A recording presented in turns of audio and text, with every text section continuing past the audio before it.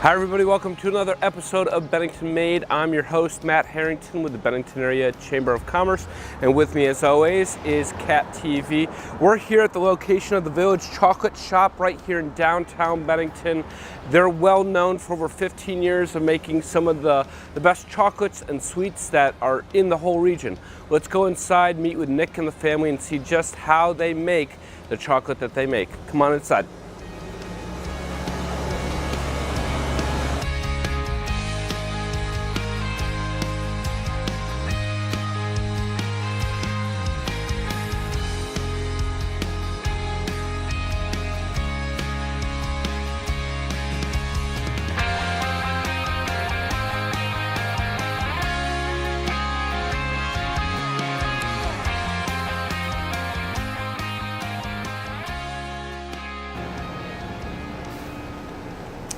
Hey Nick, good to see you. Hi Matt, welcome to the Chocolatorium and the Village Peddler and the Village Chocolate Shop. Well, this is great, and obviously, who doesn't like a good chocolate shop in their own hometown? So you've been on our list to come and just see how you make not just chocolate, but sweets too, every type of sweet here. So why don't you give us a rundown of the store, maybe the history, and then lead us on a tour of how the product's made. Sure. You know, chocolate is it's a fun thing, and people can be coming in the door and they can be having a bad day, and then all they have to do is get that first smell of chocolate, and all of a sudden, so it's the best business in the world to be in. I've been in business in Vermont for 45 years or so. I've been in the chocolate business for about 30 years. I'm also a graduate of a candy school at Gannon University in Erie, Pennsylvania, and I'm a chocolate lover, naturally. We make all of our own chocolates here. Everything. We have two shops. We have one store in Arlington, which is also an exhibit that's about the history of chocolate and where the chocolate comes from and so on. And this shop here is where we make all the chocolate. We've been in this location for 15 years now, going on our 15th year, and Bennington's been very good to us, and we're very happy. We were actually recruited by the Bennington Corporation to come here to Bennington. So we're very honored and very happy to be here. Everything we make, as I say, is in small batches. Our biggest batch is 10 pounds, so that you can rest assured when you come into our shop that things haven't been hanging around here forever. Pretty fresh. So everything is made on a daily basis. Our fudge is a confection. Okay. So there's a lot of sugar in fudge. We use a system to make our fudge that all our ingredients come pre-mixed. And we have to cook it and so on, but that's it. I mean, from that point on, it's us. Yeah. We add the flavorings and whatever it is that we want. We make over 40 varieties of fudge that we usually have on this. I was going to say, how much in terms of poundage do you think either a week or a month that you go through in terms of fudge? Oh, on your high season. We probably in a week go through 100, 200 pounds, you know, without a problem during the high season. Fudge is a good seller during the summer. Okay. It is a good seller. This is our batch freezer. It's just a little small thing, so we produce a lot of gelato. This is what we make our gelato out of. Our tempering machine. These are tempering machines. This one, that one, that little one that's on the counter over there. Chocolate. We get our chocolate in the store in these 10-pound blocks like this. This is how our chocolate comes. So when we get it in, it's in good shape. It's nice and shiny, and everything is good. See that? It's got that nice shine to it. It's got that. But once we put it in our equipment here to melt it down in order for us to make our confections, we knock everything out of kilter. So without getting very technical, we have to temper the chocolate. Tempering is a simple process, but it can be very frustrating. We're dependent a lot on the humidity in the air, the temperature. Well, my work area is not environmentally controlled because we like to keep our kitchen open. Yeah. But sometimes it can be very difficult to. And what do you, when you say tempering, what is that? What does that actually mean? Basically, what we do is we chop those blocks up, and then put it in our different equipment to melt it down. Usually, what happens is at nighttime we load up our machines. This machine here holds like 40 pounds. I have another one like that holds 40 pounds also. I have that one there that holds like 60 pounds. And then we have a melting kettle over there. We load that stuff up so that in the morning we're ready to go. Okay. And it's all melted by the time we get here. When we get in the morning, we have to raise the temperature up to, depending on the type of chocolate that we're using, 110 degrees to bring that temperature up. That makes sure that every component of that chocolate is melted completely. All the butter fat that's in it, the cocoa butter, the sugar crystals, everything is melted completely. It needs that constant motion when we start that temperature control. It needs that motion to go around. This one has a wheel, that one there goes around, the kettle goes around, but it needs that motion to make sure everything is stirred right. Yep. When it reaches that 110 temperature, or depending on what kind of chocolate you're using, then it's time, we can't use it at that temperature, it's too hot. You'll get what we call bloom. You'll get something that's very slaty looking, dull looking, cloudy, a lot of different things that can happen to it. Yep. Does not look very appetizing. Chocolate doesn't spoil, but it does lose flavor if it's not processed properly. Okay. So we bring the temperature back down to what the manufacturer suggests. And again, we have to play around a little bit depending on the humidity and so on. Yeah. We bring that temperature down, and then we do something, the method that I use, there's several different ways of doing it, but the method that I use is called seeding. So what we do is we'll take a fresh piece of chocolate. You see how see how nice and smooth that is on the inside? We'll take a fresh piece of chocolate and introduce it into that into this chocolate.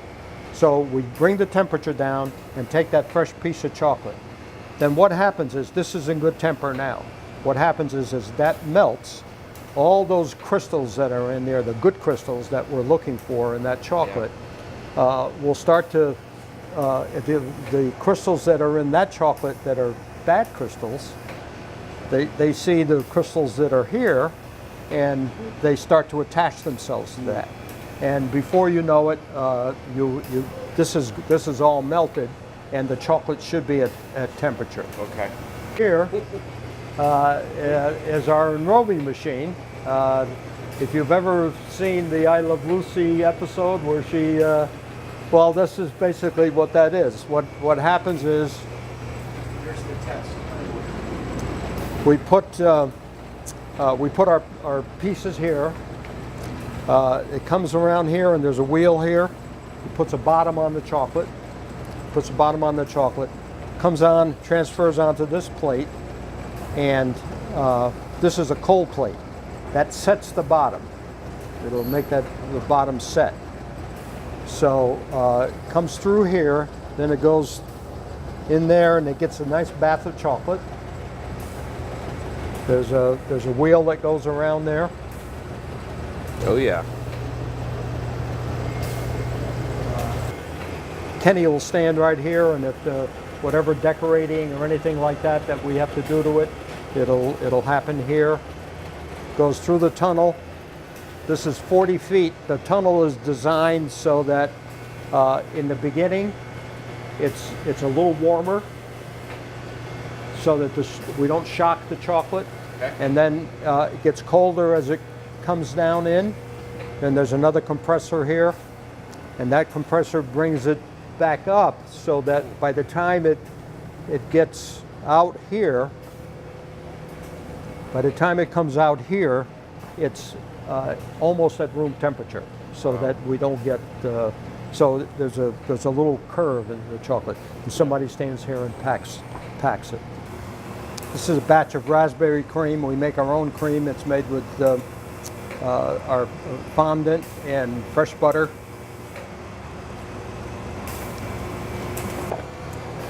So this is a process called shell molding.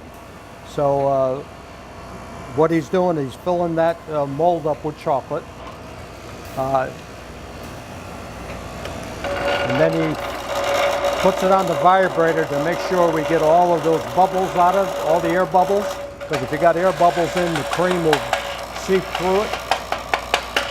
And then we're taking all the chocolate out of it. We're dumping all the chocolate out of it.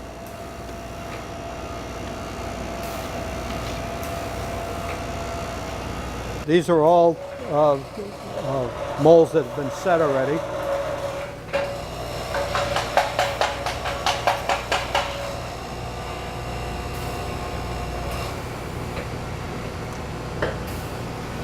The reason we turn them upside down is so that the chocolate, there's an even coat of chocolate on the inside of the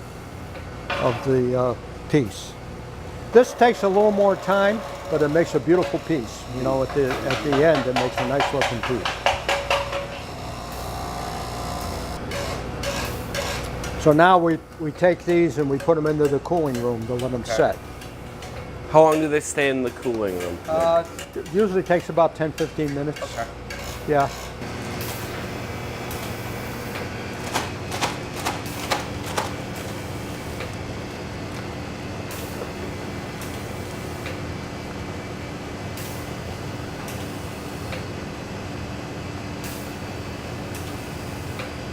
Still done by hand right here in Bennington, Vermont.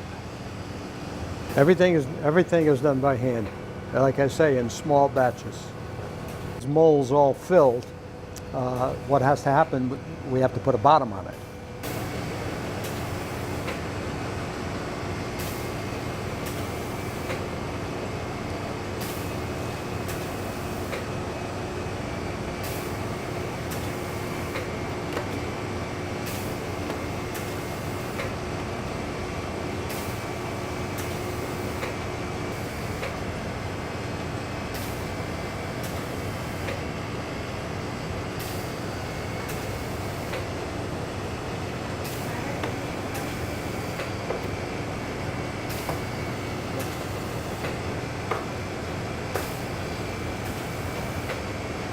Now they go into the cooling room to get set. So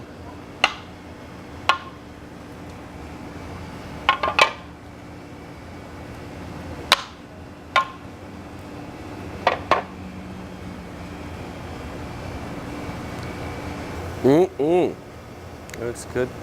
because of our resident Benny and Molly mousse, we sold a lot of hollow mousse and chocolate mousse and so on.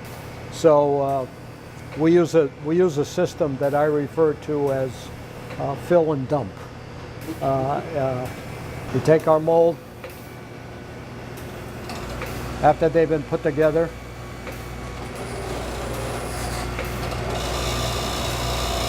Again, we have to make sure that we get all the air bubbles out, so there's no unsightly looking air bubbles.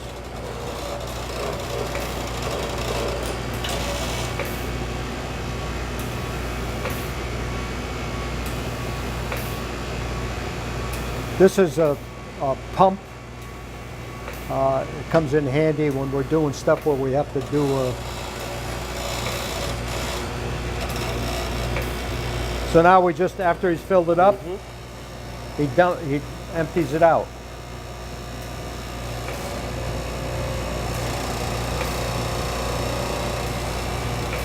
So all the chocolate comes out. We have to do that twice. So after that sets, and we've given it the second coat, we have to put a bottom on it. Here's a mousse that's already, we put the bottom on, so now it's just a matter of taking the clips out.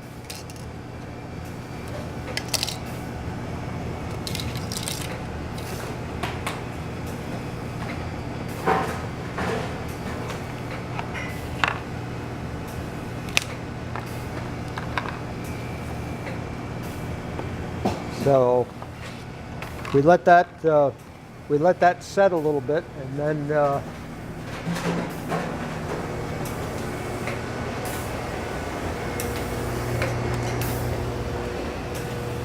we have a very expensive tool here.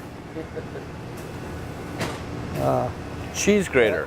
Yeah, that we found is the best thing to do the trimming. So that takes that, just gets that seam, the ragged edges off that seam.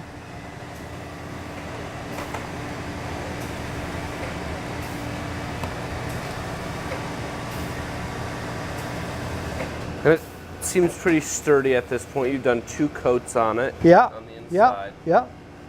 So, and then we have a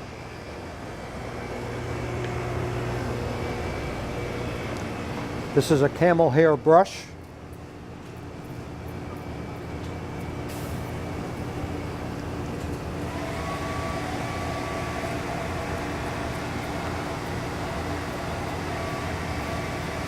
Now it's ready for his eyes.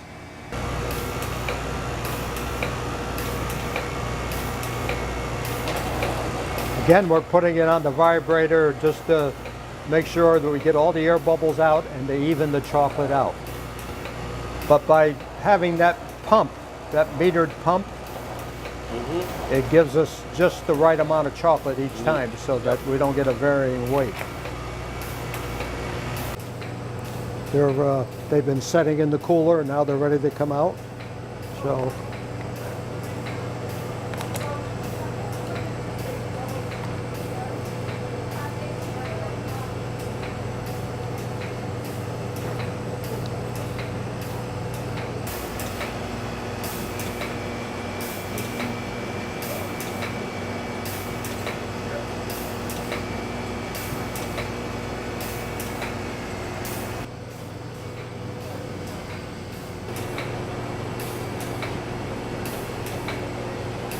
we used to do that all by hand with those funnels.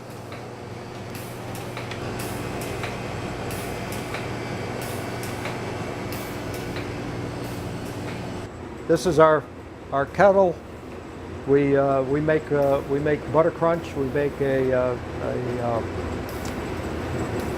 maple walnut butter crunch that's very popular. One of the things we feature at the Big E. Yep. We try to source as much as we can Vermont products. We try to use Vermont cream and so on when we make our different candies. Oh, what's butter? What's butter?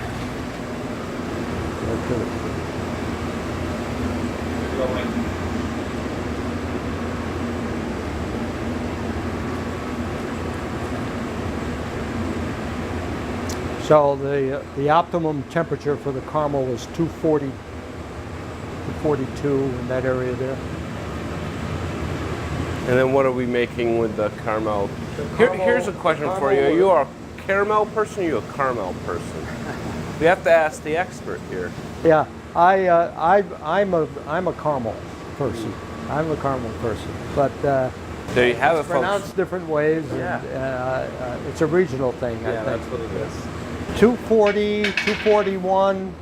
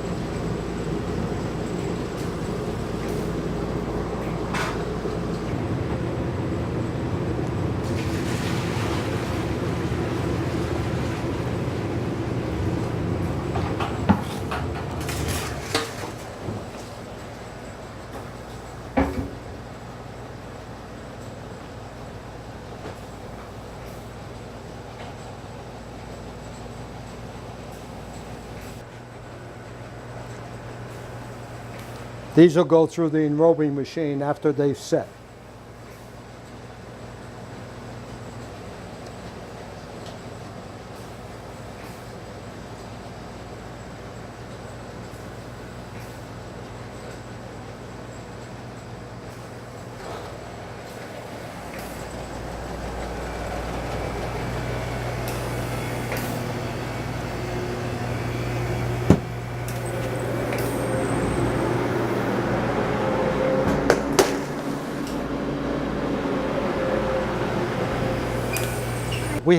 We have several unique items that we have.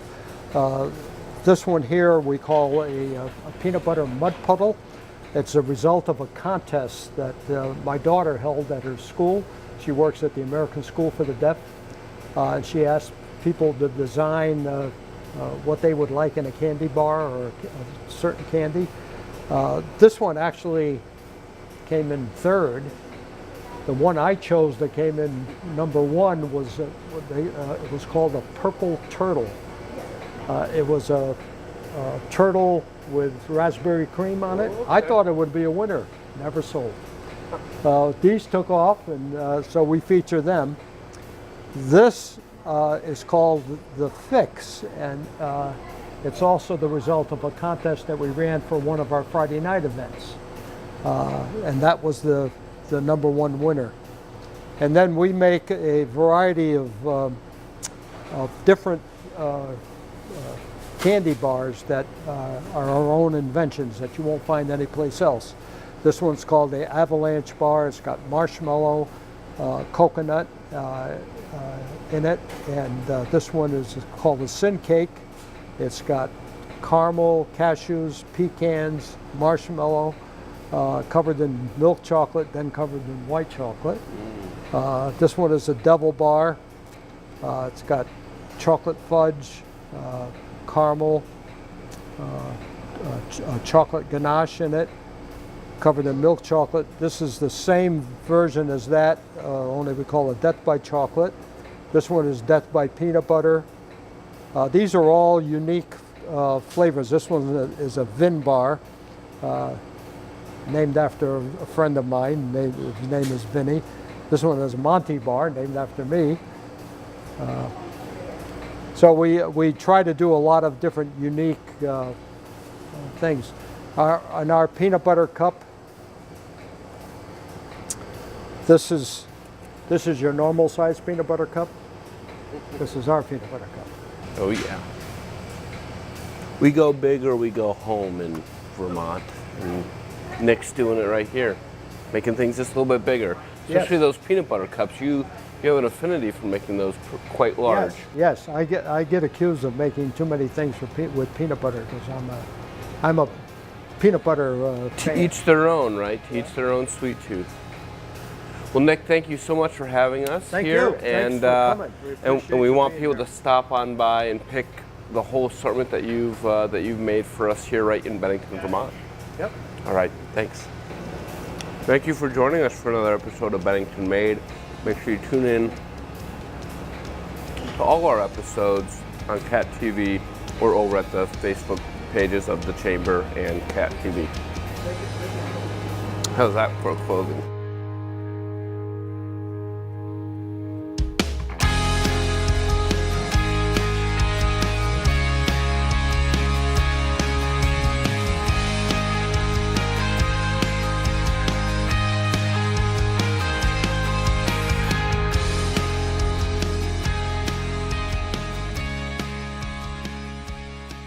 I don't think you better give up your day job.